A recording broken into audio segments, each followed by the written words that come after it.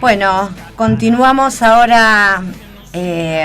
Vamos a meternos un poquito con el tema del juicio por encubrimiento, el juicio que se está llevando a cabo en los tribunales de Comodoro Pi, el Tribunal Oral Federal número 2, por el encubrimiento del atentado de la AMIA, un juicio que tiene previsto más de 140 testigos, que hasta que termine el juicio por la tragedia de Once se va a realizar con una audiencia semanal únicamente. Una vez que termine el juicio por la tragedia de Once, seguramente le agreguen más audiencias semanales a porque comparte en los tribunales uno de los jueces, el doctor Gorini, es parte de los dos tribunales.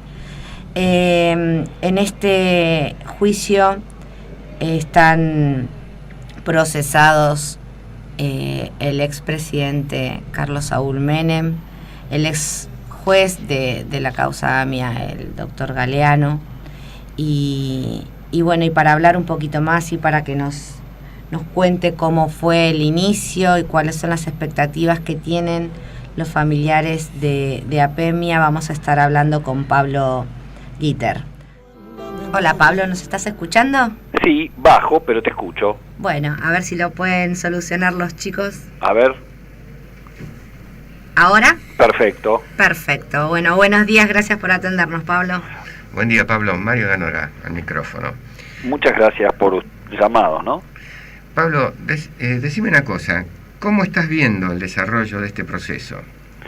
Bueno, ustedes saben que la primera jornada de este juicio comenzó el jueves pasado, y para esta segunda jornada se espera que podamos nosotros formular nuestra acusación en el orden que estableció el tribunal. La primera jornada fue para la Fiscalía, que lleva adelante la acusación formal en nombre del Estado, luego habló el Ministerio de Justicia, y la jornada se cerró con las palabras de la acusación de memoria activa.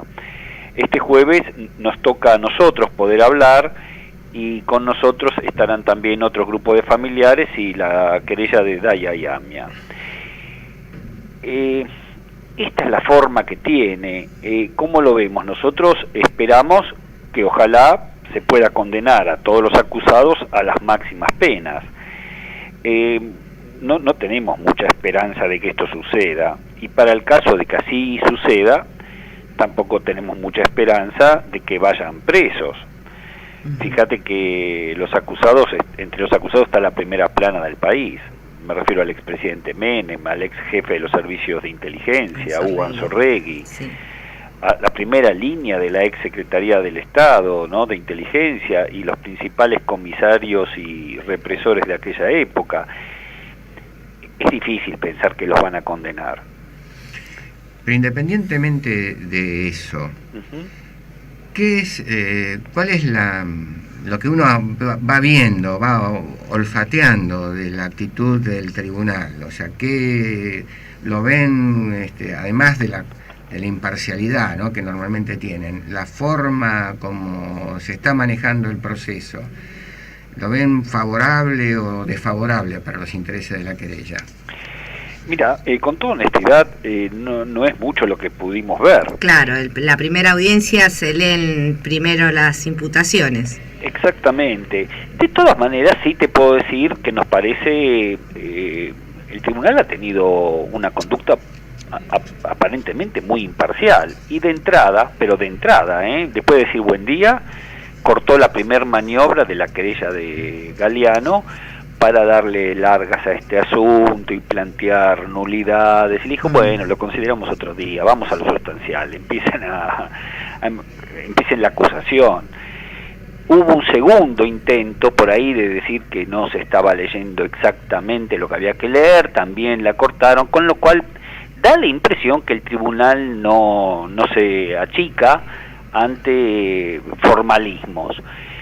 De todas maneras, lo que creo que tiene que quedar claro a la audiencia es que el juicio mismo es en general un formalismo, porque todos los acusados lo están por delitos que sí cometieron y que están pero largamente probados. pero más que probados, te diría que de la acusación que ya lleva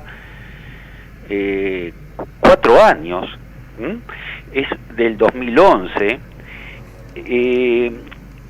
la acusación está dividida en 2 partes. Un tercio son razonamientos sobre cómo sucedieron los hechos, y los otros 2 tercios son las pruebas. La descripción de las pruebas lleva 2 tercios de todo las 300 páginas acusatorias.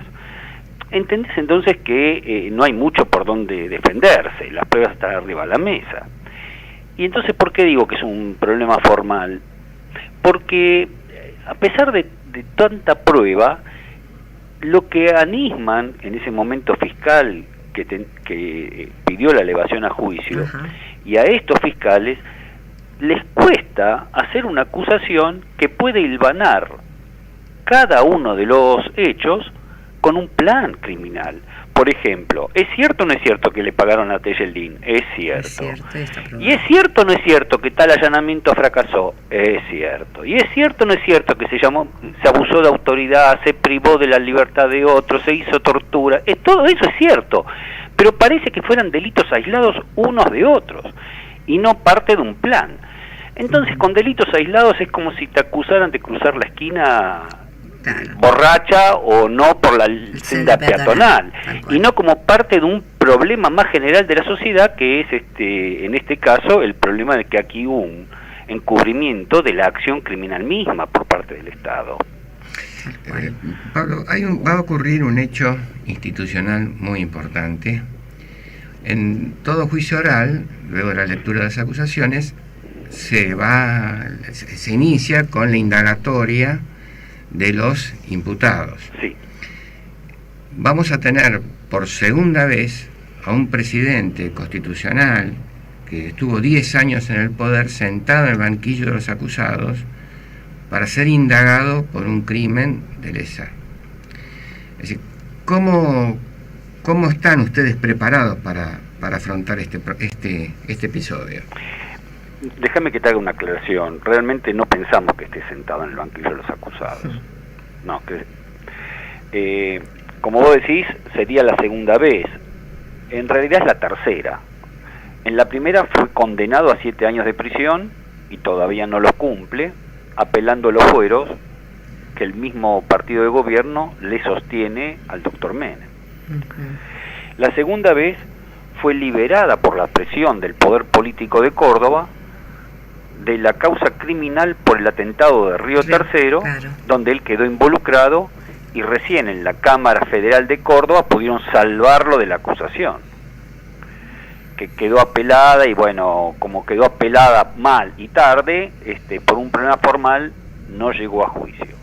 Y esta es la tercera vez donde el tribunal francamente lo va a discutir el jueves, qué piensa hacer para sentarlo, porque todavía no le pidieron el desafuero. Probablemente se lo pidan este jueves, pero nadie piensa que lo vayan a desaforar. Entonces, es cierto que Menem está acusado, es cierto que va a tener la carga de la acusación, pero no es cierto que esté sentado, y no es menor. El gobierno nacional, que presume de haber impulsado el juicio, no le puede quitar los fueros porque es su socio. Y te digo, bueno, ya lo sabe todo el público, si Menem hoy no es el candidato a gobernador de La Rioja es porque él no quiere, no porque el gobierno no quiera. Este es el primer aspecto. ¿Y cómo estamos nosotros preparados para la acusación? Bueno, nosotros formulamos una acusación más general de la que hace la Fiscalía. La Fiscalía lo acusa por haber llamado por teléfono e influir en las opiniones del doctor Galeano, que en ese momento era el juez. Sí. Es cierto, lo hizo. Pero con todo esto, la acusación es menor. Es importante, pero es menor. ¿Por qué? Porque Menem no solamente hizo un llamado a Galeano, no solamente determinó a sus agentes en la Secretaría de Inteligencia para tapar para tapar la pista siria, esta que conduce a Canor Edul, que no es sirio, sino que es argentino.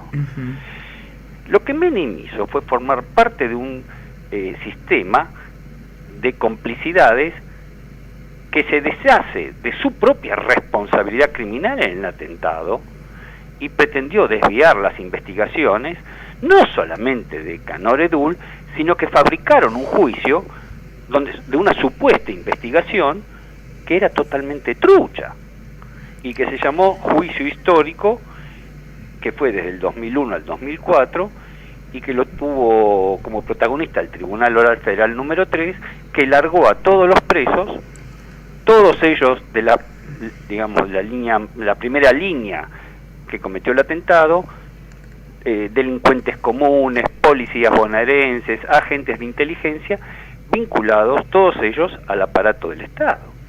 Pablo, estamos casi ya sobre el borde del tiempo. ¿Cuáles serían tus últimas observaciones o deseos o aspiraciones respecto de este juicio? Mira, más que las últimas, las primeras, que los condenen a todos y que por fin podamos reconocer la responsabilidad criminal del Estado argentino, ya no en la comisión de tonteras, sino el del atentado mismo. El atentado mismo. Pablo, ¿saben más o menos para cuándo estaría llegando el momento que uno tanto espera, que es el de la sentencia? ¿Tienen pensado más o menos cuánto, con sí, 140 testigos se va a extender? Son 140 testigos los que tenemos por delante, y está previsto, según palabras del tribunal, para fines del año que viene, como temprano. Entonces fíjate cómo este año y medio por delante nos pone en una situación difícil en todo sentido. Esperamos que haya debates, esperamos que los acusados sobrevivan a los debates para poder ser condenados. Nadie sabe lo que va a pasar con la vida de nadie, la tiene abrochada, seguro. Pero hay algunos que son más viejos de lo que sería deseable para poder después ser condenados, y veremos qué actitud tiene el próximo gobierno, porque cualquiera sea el candidato, alguno se cree mejor nacido que otro, o bien nacido por haberle agradecido a Menem. Todos ellos hacen un esfuerzo sobrehumano en lo político para evitar pronunciarse sobre la necesidad de esclarecimiento del atentado criminal. Bueno, esperaremos que los tiempos no se extiendan. Te agradecemos mucho y estaremos acompañando siempre a los familiares, a Pemia y a todos los que realmente esperan que se haga justicia en el más amplio sentido. Pablo, un abrazo enorme, muchas gracias por charlar con nosotros hoy. Muchas gracias a ustedes por acompañarnos y bueno, nos veremos este jueves por la mañana cuando Pemia formule su propia acusación. Allí estaremos, gracias. Muchas gracias a ustedes.